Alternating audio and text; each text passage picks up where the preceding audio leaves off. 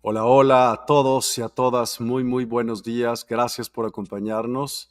Eh, Hoy tenemos un programa súper interesante. Vamos a hablar acerca de las hierbas venenosas y con ello tenemos a Kobe Michael. Thanks, Kobe, for being here. Kobe is our guest today. He does speak English, so whomever speaks English can follow this naturally. And if not, you can see the translation and the transcription later on. Hi, Kobe. Welcome to CBD Max just today to this interview about what you wrote in your book about uh, poisonous herbs, right? Yeah. Hi, thanks for having me. I wrote about poisonous plants and how to work with them in all sorts of different ways. Hi, Kobe. Well, could you please tell us a bit about who's Kobe? What does he does, and how did he got to write this book? Why? Well, I am a lot of different things and constantly evolving in my personal life and my practice and my journey with the plants that I work with. I've always been interested in plants and herbs and had a connection to the natural world since a very young age. I grew up spending a lot of time in the garden at my grandparents' house. That was a very kind of wholesome and peaceful time for me. So, just a really positive memory that I have from childhood, working with the plants, harvesting the vegetables, collecting all of the seeds. So, before I really had a magical practice or an understanding of the more spiritual side of things. I just felt this intimate and heartfelt connection to the natural world and to plants specifically. As I got a little bit older and my interests in spirituality and esoteric studies started to develop, I began to become more aware of the consciousness and the energy and the magical potential that these plants have in ceremony and ritual. So really kind of made that my focus, and I initially focused on all sorts of plants. So it didn't start with poisonous plants, but herbs in general, researching their medicinal properties, their history, their folklore, and just found that to be a really fascinating topic. And it wasn't until probably 10 or so years into my esoteric studies that I began to become more aware about the use of plantas venenosas or powerful plants, plants with a very intense chemistry and what that meant as far as their potential for not only their medicinal uses, but also their applications in spiritual practice. So it's a relatively new, but also ancient sort of way of working with these plants that have this, very intense strength and power. And so it's still an unfolding journey. I'm still learning and discovering things, on a very regular basis, because these plants have so much to offer. So that's just a little bit. Thank you. Thank you for that introduction. Let's get right to the point about the book which we're talking about right now. Yeah. So, how would you describe the poison path to someone hearing about it for the very first time? Oh, the poison path. The longer that I walk this path, I feel like the more complicated the definition becomes. So at its core, it is an interest in poisonous and psychoactive and chemically active plants. So, this is a really big umbrella that encompasses a lot of different plants, herbs, and fungi that have a really wide variety of chemical actions and properties when it comes to how they affect us.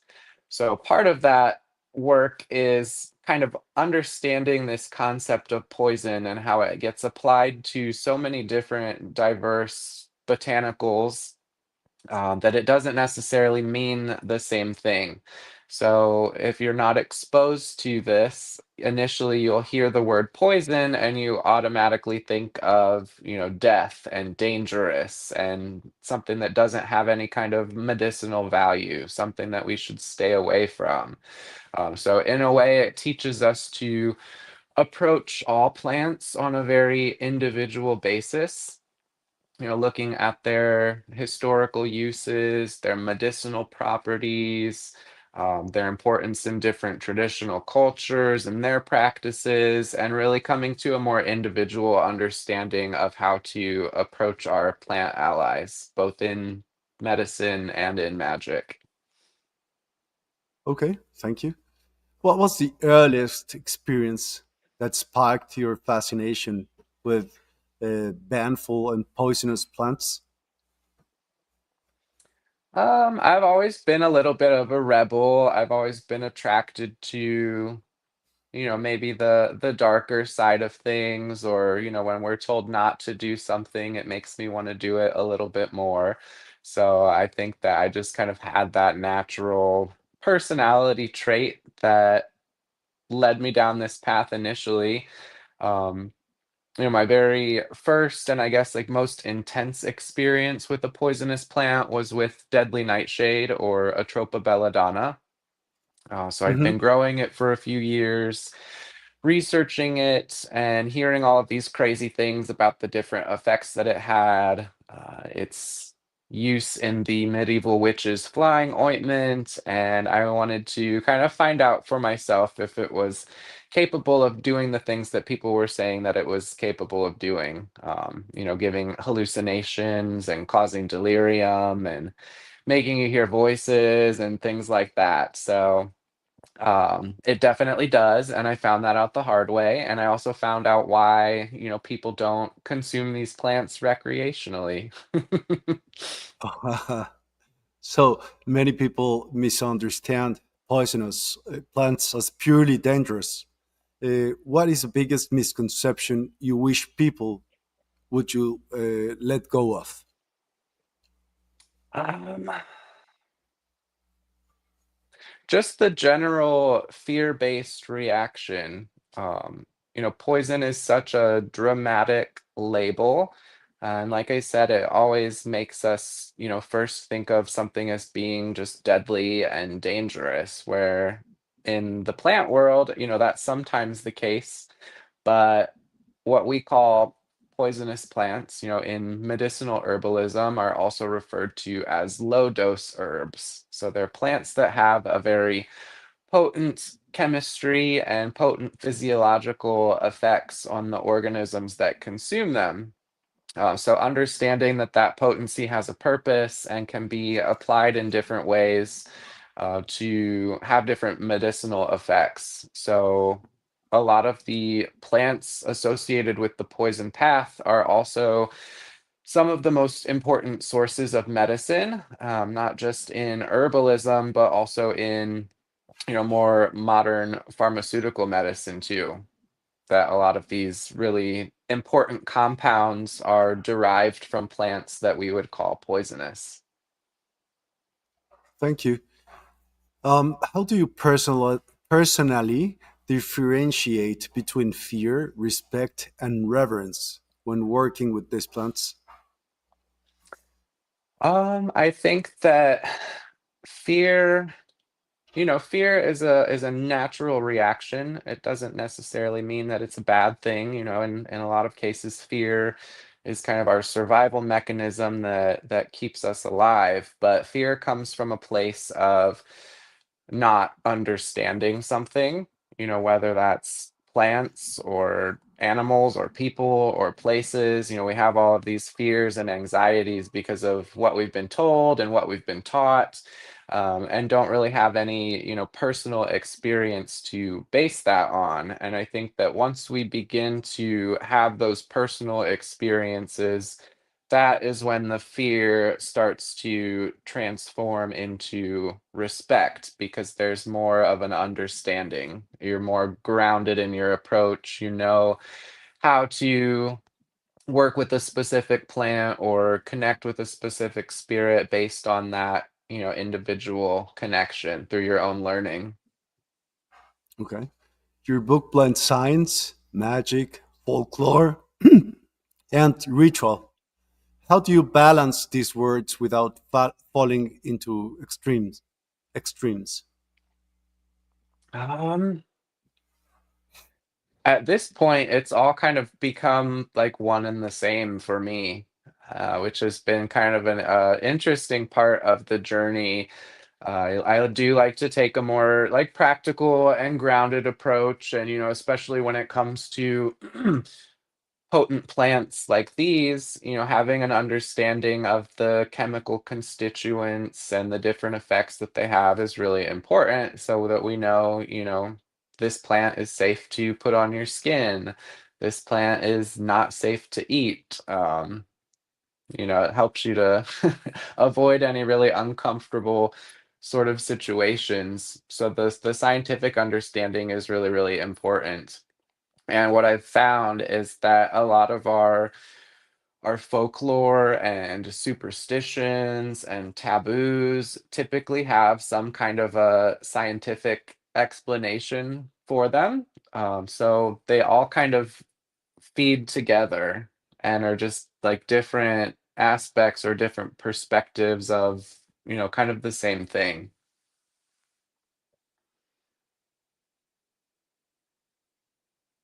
Sorry, had mute. Which poisonous plant do you believe is the most misunderstood? What and why? Um, Mm, that's a really good question. So, from my perspective, and just watching other people kind of in the community and hearing their feedback, it seems like one of the most popular plants for people to work with or to start working with is datura. And I think that that has to do, partly because of it growing in so many different places in the world. There's datura everywhere. It's easy to grow, it's easy to start. It's got these really, really beautiful, like trumpet shaped flowers that just kind of call out to people.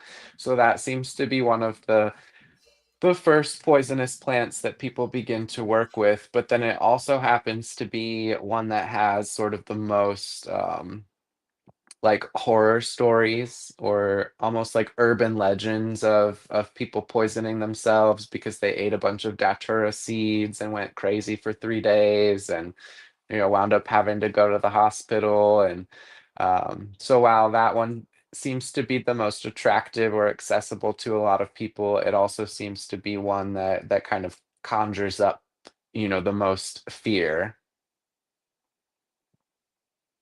Of course. What are some of the subtle signatures of energies of banful plants that practitioners often miss? um Well, I normally talk about the energetics of the plants in terms of their planetary correspondences, just because I feel like those categories have the most that we can kind of draw from when it comes to understanding energies that we're not familiar with yet. So we're using like existing symbolic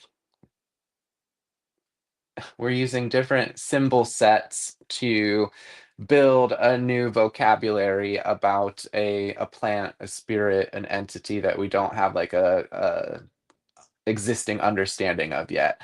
So when it comes to poisonous plants, they typically all fall under the rulership of Saturn. So in astrology, Saturn kind of gets connected to everything that is malefic or malevolent or dark or energies like death, destruction, chaos, um, different things like that. So that's kind of the general theme when it comes to poisonous plants across the board. But what I've noticed in working with them is that, yes, because they have that poisonous quality that would put them under the rulership of Saturn, but they also manifest a lot of other planetary energies as well. Um, and you could say this is probably the case with a lot of plants, poisonous or not. The three main energies that I wrote about in my first book, Herbolario de la Senda de los Venenos, are Saturn, Venus, and Mercury. So each one of those kind of represent a different point on the poison path and the different practices. So Saturn kind of representing more of the shadow work aspect, the underworld travel, the things that we more typically associate with baneful herbs. But then we also see these Venusian qualities in that, interestingly, outside of like modern use, the plants of the poison path, specifically the plants in the nightshade family, while they do have their medicinal uses, they've also been, very popularly used as aphrodisiacs in all different parts of the world. So they do have this more kind of seductive Venusian quality. And then the Mercury would represent kind of their more entheogenic side. So entheogen is basically a word that describes a substance that is psychoactive or psychedelic that's used in a religious context to create altered states of consciousness to connect with the spirit world. And that could be ancestors, general spirits of the dead. It could be deities. It could be connecting with the plant spirit itself. But these entheogens are always used within a ritual context. And for me, that spirit communication, that transmission of information is represented by the energy of Mercury, since Mercury rules language and communication and all of those different interactions. Perfect. Could you Mhm. describe a moment when a plant taught you something that changed your understanding of its spirit nature? Yeah, so whenever I talk about these things, all roads kind of lead back to deadly nightshade, since that's been sort of my main plant spirit ally, and one that I think has acted as an intermediary for me to communicate with and understand other poison plant allies. So, what initially attracted me to Deadly Nightshade is that it's got all of this really spooky folklore when it comes to the witch's flying ointment, and these practitioners that would apply these topical preparations or salves to their body to enter into trance states or to have dreams where they would actually travel in spirit to their spiritual gatherings and engage in all sorts of diabolical acts. So it's got all of this kind of um, interesting folklore when it comes to sort of the modern understanding of what witchcraft actually is and what witches were alleged to be doing in the Middle Ages. So that was sort of what initially drew me in. And then after a number of years of working with the plant and having that initial experience with the delirium and actually ingesting the plant and going through that sort of initiatory process, I started to find out more things on the scientific and medicinal end of the spectrum, which is just one of the examples of how they kind of connect and go together. That the tropane alkaloid atropine, which is derived, specifically from Atropa belladonna, has been used in the past to treat opiate overdose. It's also got a role in the history of um, Alcoholics Anonymous, which is, I don't know if that's international, like a recovery group for people struggling with addiction. So I Yes. started to find out all of these different ways that Deadly Nightshade in particular was connected to addiction and recovery and opiates specifically, which was something that I was dealing with at the time, and kind of in my recovery process. So it was pretty cool to find that out, that this plant that initially kind of attracted me with all these different bells and whistles happened to have, not only the scientific basis for treatment of addiction, substance abuse disorder, but then that translated into like the energetics and the sort of initiatory experience that I was going through, which eventually led me into um, detoxing off of the methadone treatment that I'd been on for about 8 years, and finally starting to like unpack some of the stuff that led to me having that dependency in the first place. So that was pretty mind blowing, that there was that deeper connection that I wasn't even aware of at first. Nice. What distinguishes a plant that is merely toxic from one that is metaphysically powerful or initiatory?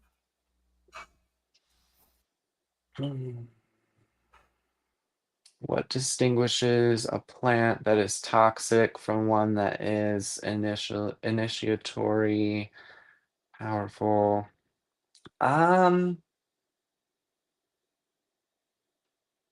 well, there are are different varying degrees of plant toxicity. So when I think of power plants or master plant spirits that have that initiatory capacity, and also share, that chemical potency, my mind kind of goes to plant medicine ceremonies. So that could be any kind of a plant with a potent chemistry that's capable of creating altered states of consciousness that invariably lead to some type of transformation or healing or ego death, or just kind of under the umbrella of initiatory experience in general. So there's certain ones that are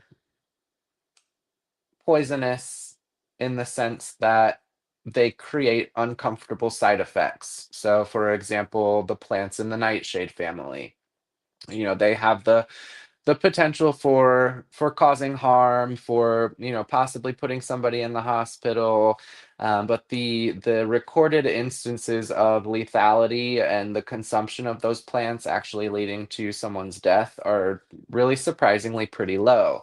When we look to different indigenous cultures, especially throughout the Americas, we see particularly the daturas and brugmansia are incorporated into plant medicine ceremonies, sometimes in combination with other more familiar plant medicines like ayahuasca, or even taken by themselves to have these initiatory kind of effects and be part of like this larger ritual or ceremony. But within that category of toxic plants, there are other ones that are toxic more along like our initial definition of what that means, so things like poison hemlock or wolfsbane or hellebore or foxglove, plants whose chemical action is so potent and so unique that consuming them in any way would, put you in major physical danger. So metaphysically, they all kind of fall under that same category and have that potential. But the ones sort of outside the nightshade family are a little bit more physically dangerous, so not ones that we, ever see incorporated in any kind of like plant medicine ceremony or like ritual beverage or smoking blend, with a few exceptions. Because foxglove in particular contains cardiac glycosides that are very important in heart medication for treating arrhythmias, cardiac arrest, edema related to cardiac arrest. But if a normal person were to consume those cardiac glycosides, it could potentially stop their heart. Same thing with wolfsbane or aconite. It's one of the most important medicinal plants in traditional Chinese medicine. But if it's not worked with properly and prepared in the correct way, it is, very, very deadly. One of the most poisonous plants in the world, and there's no antidote for being poisoned by aconite. It's just kind of like fingers crossed. Hope you make it through. If you do, great. If not, sorry. Really? So Yeah. that leads me to my next question. What are the most important safety lessons that newcomers overlook when approaching these plants? So understanding that everyone is going to have their own individual reaction to different plants. Some people are extremely sensitive, so, could develop toxicity or, even like a rash or irritation by just like coming into contact with the plant material. So it's also always important to, wear gloves and also kind of gauge your own personal level of sensitivity.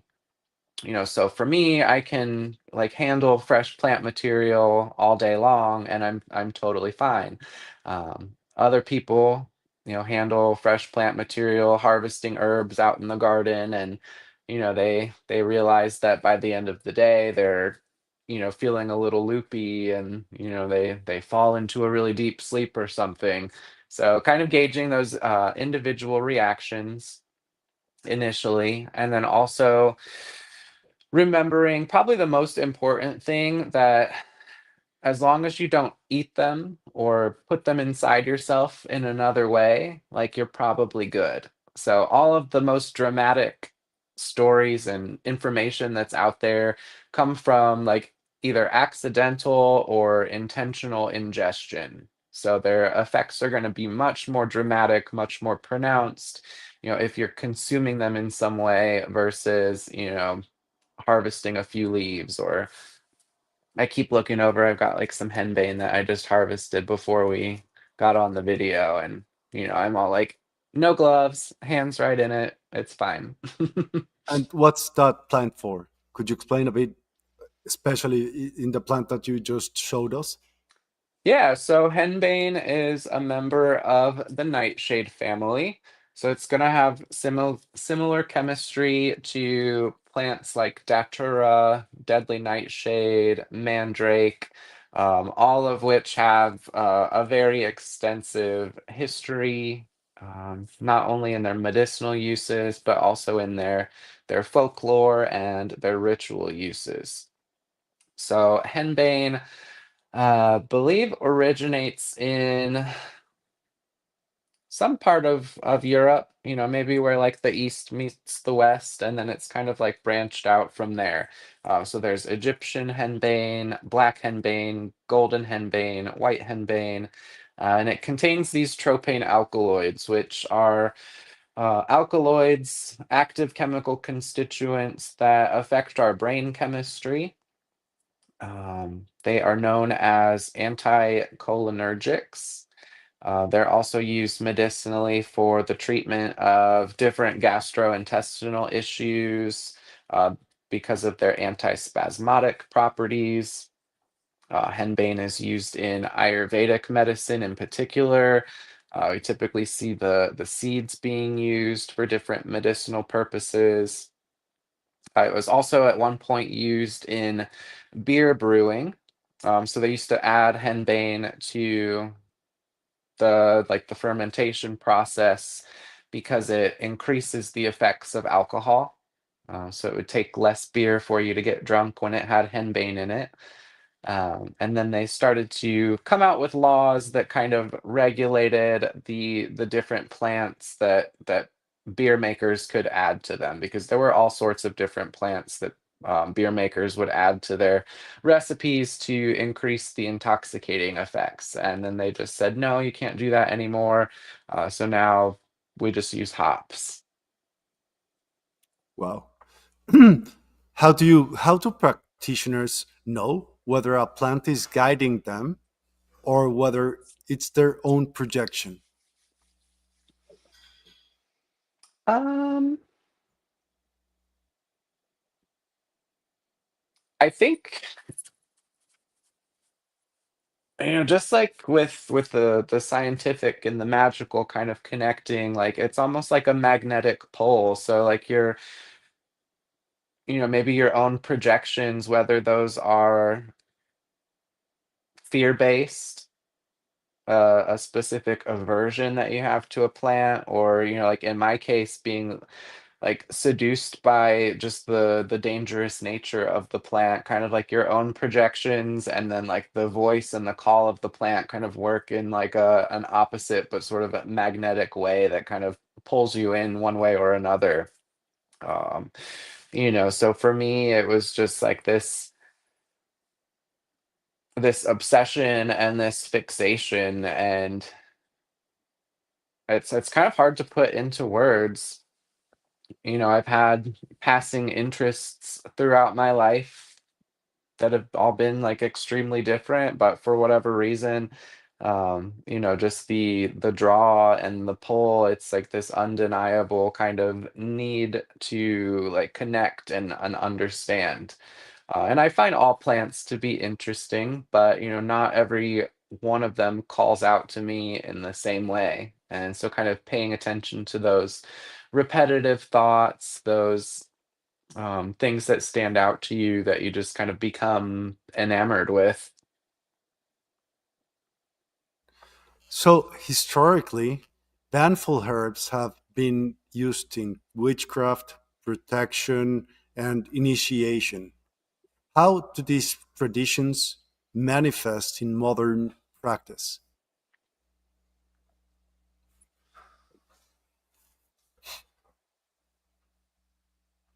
I think in similar ways, the modern practitioner, I feel like has a little bit, um, not a deeper understanding. I think because of our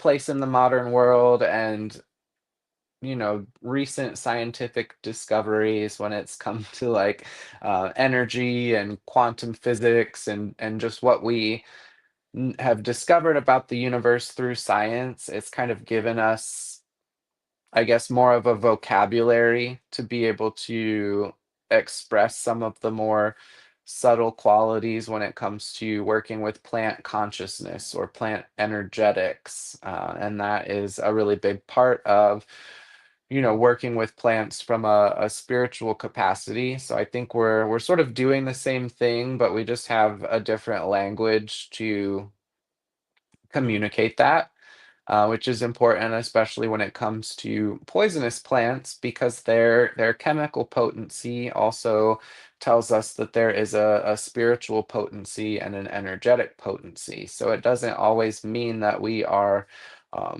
consuming physical plant material or coming into contact with the physical plant on a regular basis, but that we have all of these other metaphysical tools that we can use to work with the energy of the plant and to connect with its spirit on a more subtle level.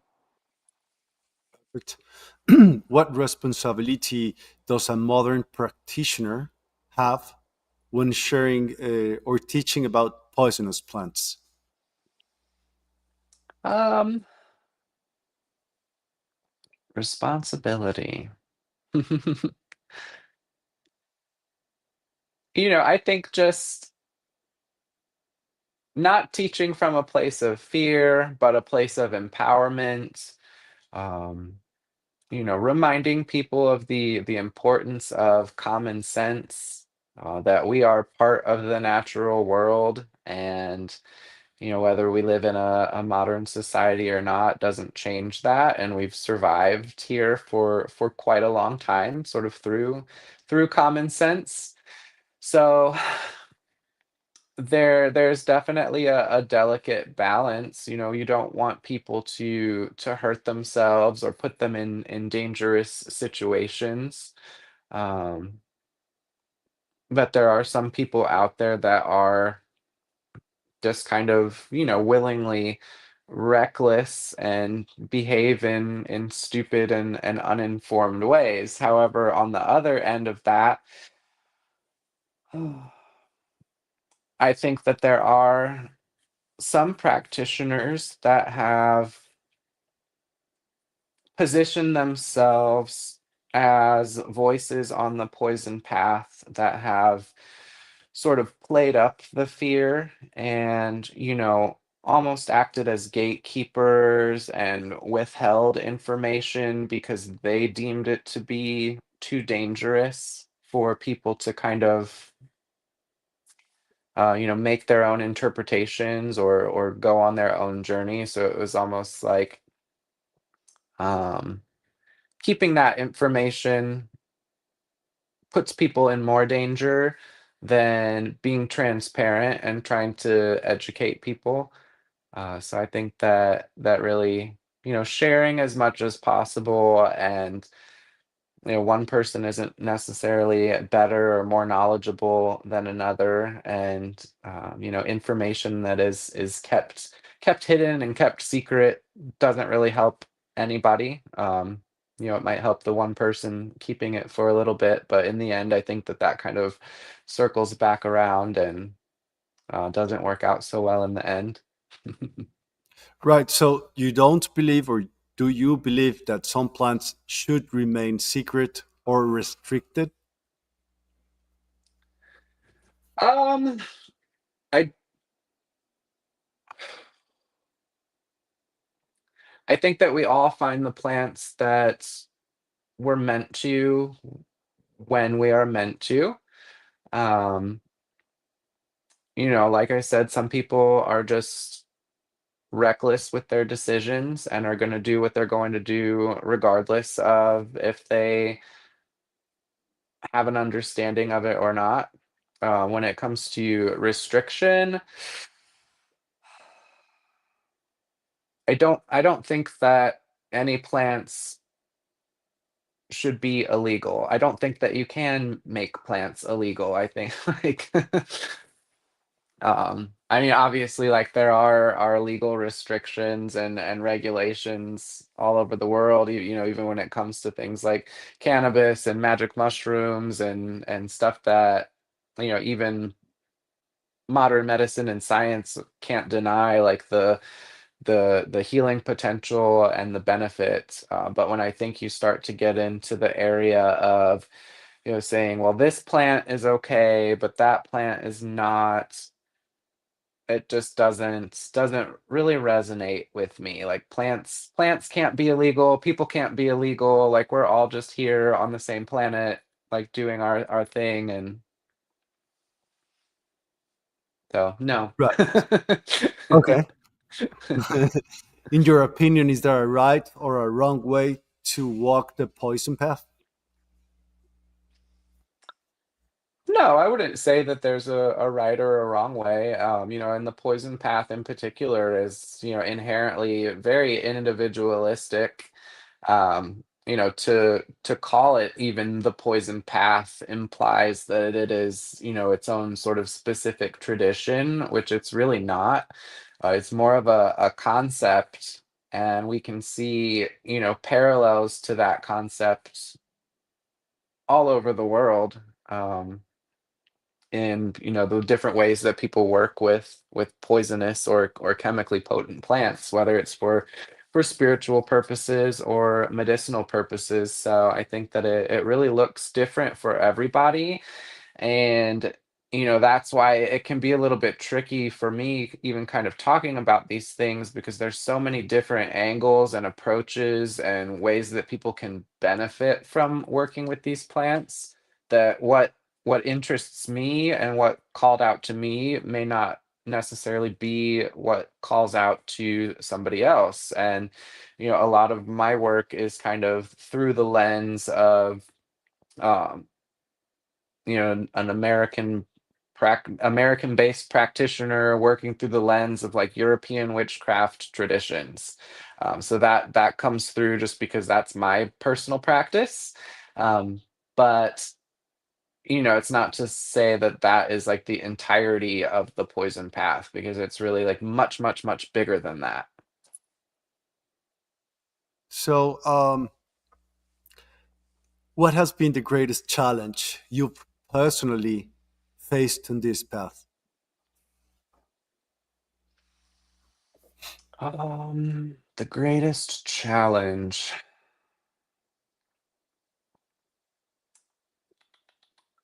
So I talk a lot about my journey with addiction and recovery, because that's like a very big part of my personal experience and kind of who I am and why I am where I am today. But I wouldn't even say that that's been like my biggest struggle. And I've been on that journey for such a long time that it's just kind of like second nature at this point. Um, but I guess something that I've maybe had like a little bit mm, more of a difficult time kind of wrapping my head around has been trying not to conflate my work on the poison path with other plant medicine practices that are rooted in indigenous culture.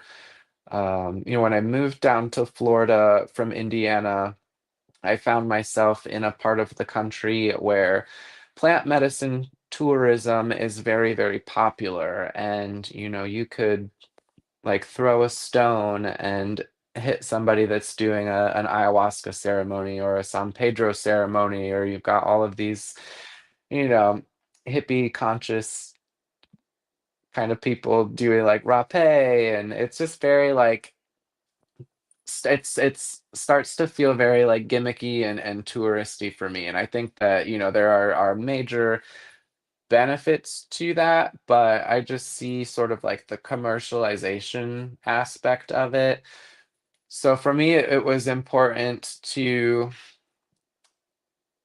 Sorry, I'm thinking through my thoughts as I'm talking, which is why I'm not doing this in Spanish. When I moved down here, I almost felt the need to become part of that community and start doing all of these different plant medicine ceremonies, because it's like, oh, I'm talking about poisonous and psychoactive plants, but like I've never done ayahuasca, and started to feel like I somehow needed to prove myself, which was really like probably the last reason that you would want or should want to do ayahuasca. Um, so kind of distinguishing my own work and my own personal practice from these other plant medicine ceremonies that were happening around me, and kind of thinking, well, like how can I work with the plants that I've spent so much time with over the years, kind of in similar ways to keep my focus and keep my own trajectory, because I think that there are, so many potentials for the ceremonial use of, plants in the nightshade family, Amanita muscaria, magic mushrooms that can be sort of taken outside of that context, but at the same time, not creating restrictions or lines or barriers where there doesn't need to be any. So, kind of trying to hold space for both of those sides without letting them get too like mushed together. If that even makes sense. Yes. Uh, if you could correct one myth about a poisonous plant forever, what would it be? One myth. Mm, I don't think I would correct any of them. So when we start to work with poisonous plants, we have to approach them with the understanding that they, like us, come with a lot of baggage. Um, that's not always going to be positive things. Just like with humans, we don't want to necessarily like remember or share every bad memory, but they're still part of who we are. I think that a lot of our kind of understanding and different themes and things that get applied to these plants are sort of based on their interaction with humans. So, plants that are poisonous are not like venomous creatures. They're not using their poisons to hunt or as like offensive attack mechanisms. Plants can't move, plants can't walk around, so their poisonous effects are often the result of some kind of human interaction, their use and their misuse, and their stories kind of are as much reflection of us and the human component in that relationship as they are of the plant spirit. So I think that all of their myths and their stories, whether they're true or half true or good or bad, are an important part of kind of understanding the spirit or essence of that particular plant. Of course. For someone feeling the call to this path, uh, but he's unsure or she's unsure or afraid, what first step do you recommend? Well, if you're feeling the call, there's a reason for it, and I think that you should follow that. If you're feeling fear or you're feeling apprehension, I think that that is totally normal. I think that we all experience that. Kind of sitting with, why do you feel that fear? Why do you feel that apprehension? Is it because of what you've been taught, or you're afraid that you're maybe going to hurt yourself or something like that? Um, it's kind of like coming to a deeper understanding of where that fear is actually coming from. Because a big part of working with these plants is kind of a collective shadow work that we are doing in unpacking some of the baggage when it comes to giving ourselves permission to work with these plants and to answer their call. So Perfect. So, as we get to the end of this interview, which has been super, super nice, Mm. what would you hope your students, readers, and followers ultimately take away from your work with these plants? um, kind of my main focus and driving force is to give people inspiration and to put as much information out there as possible, whether that's through research or my own personal experience. So, I'm not trying to create like my own path or a specific way of doing things, but just to almost kind of like document my own journey and just provide people with examples and inspiration, and almost like, you know, just like I did, give yourself permission to find all of the different ways that we can connect with and work with these plants and all of the things that we can learn from them. Because I feel like we're really just kind of at the beginning in that point of the process. And if we allow ourselves, the room and give ourselves the permission to experiment and explore, then there's just an infinite number of possibilities as far as what we can learn. Sorry, I was in mute. Thank you, Kobe. This was super interesting. I would like for you to please tell people where they can follow you and contact you in order, if that's okay, and tell us more where they can find your books and some more literature that you can share with them and follow you so they can ask you some questions, please. Sure, sure. So you can follow me on Facebook and Instagram at Poisoner's Apothecary. You can also visit my website, thepoisonersapothecary.com, which is not only an online shop, but also an educational resource with lots of different articles that you can read for free. You can also support me on Patreon at patreon.com/poisonersapothecary. And then I also host an annual plant spirit conference. It's called Botanica Obscura Conference every March. So we're getting ready for that. This year will be our 5th anniversary. We've got over 30 different presenters from around the world talking about a whole bunch of different topics related to plant-based spiritual practice, clinical herbalism, astrological herbalism, kind of you name it. And that'll Mhm. be happening in March, so definitely check that out. Well, thank you Mm. and very, very much for your time. This was enlightening. And well, I hope many more people. I'm not suggesting you take them, I'm not suggesting you don't. Just understand plants and get some more info because it's important that we do inform ourselves before anything that we do, right? With Yep, conscience. absolutely. Well, thank you. It was a pleasure, Kobe. I hope to see you again in CBD Mex. Thank you, everyone, which was present. We encourage you to share this to as many people as you can, so many people can benefit from this knowledge. Thank you, Kobe, and Thanks, Miguel. thanks, Nice to everyone. meet you. Same to you. Nice to meet you. Have a great day. You Bye too. bye.